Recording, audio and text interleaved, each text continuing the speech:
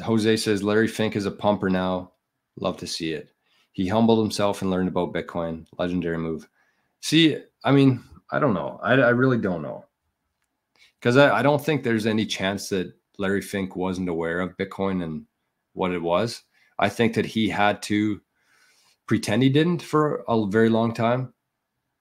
There's so many moving parts here, and there's so many factors involved. And trying to keep the price down, trying to get people excited, trying to keep people's eyes off it, trying to get as much as you can. They're walking a very fine line here, and they have to be very careful with their words, with their decisions, and they have to juggle all this while running the biggest investment firm on earth. They have to worry about this Bitcoin thing. It is the biggest thing, but they can't be too bullish on it. They couldn't be until now.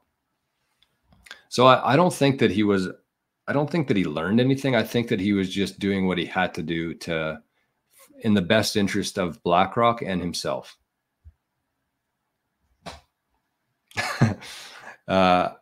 Ahsoka says that whole interview needs more beers. Yeah, something was up there. I think that they were 5 o'clock somewhere on MSNBC at 8 in the morning. Shout out to Craig. Big shout out to Craig. 1,000 sats for Arnie Insurance. Arnie is the richest dog on earth. Oh, he's gone. Rich in love and rich in Bitcoin. He doesn't have any fiat, but he has Bitcoin and lots of love. So I appreciate everybody. I know I probably talk about Arnie too much, but I appreciate that, Craig. Thank you. Plunger says, I think he is pandering to the crowd. He is a salesman at best. He created a fund that will make him a lot of money because he knows he missed the boat and had to get at this level. I mean, just kind of on that, I think it's worth talking about that. I do agree with you there. I know that he's pandering to the crowd. He's a salesman. He's going to make a lot of money off of Bitcoin, but they didn't miss the boat. We're only 15 years into this thing. Probably for the first 5 years, nobody knew what the fuck was going on. If you talk to anybody in the Bitcoin industry who says that they've been around for 10 years, they did not have any sort of level of conviction at that point. Maybe there was a handful of people on earth who really understood what Bitcoin was. Larry Fink was not one of those people. So maybe he did get it early on, but he still had to wait for everything to fall into place. He had to have the ability. He had to have the SEC's approval in order for him to start talking about Bitcoin positively. Because if he would have came out and what would you call it? Endorsed Bitcoin, even last year at this time, it would have done him no good, because all that would have happened is that everybody would have said, okay, Larry Fink's talking about Bitcoin. I'm going to go buy some. And BlackRock would have ended up with less Bitcoin. So he had to wait for that ETF approval before he could start talking about it. So I don't think that he just learned about it. I think that he's known about it for a while, and he had to wait for the right time to start talking positively about it.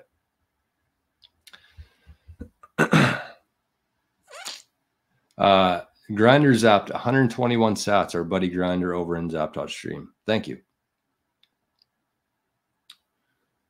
And the Grinder says Bitcoin simply didn't have the market cap for them to take it seriously. If you want to rig the commodity markets, the expected gains have to exceed the SEC fines. Yeah, just ask BlackRock about that. Ask JP Morgan about the fines.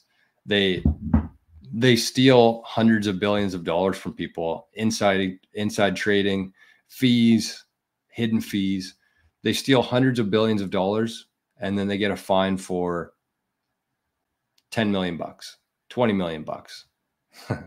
It's fucking fun. It's like so backwards, so corrupt and evil. And it's things like this that really inspire me to be here, motivate me to be here. Before every show, I go through the process, the routine of reminding myself why we're here, why I'm doing a live show every single day on YouTube. Why are we doing it? Because that system is so fucking evil, so corrupt.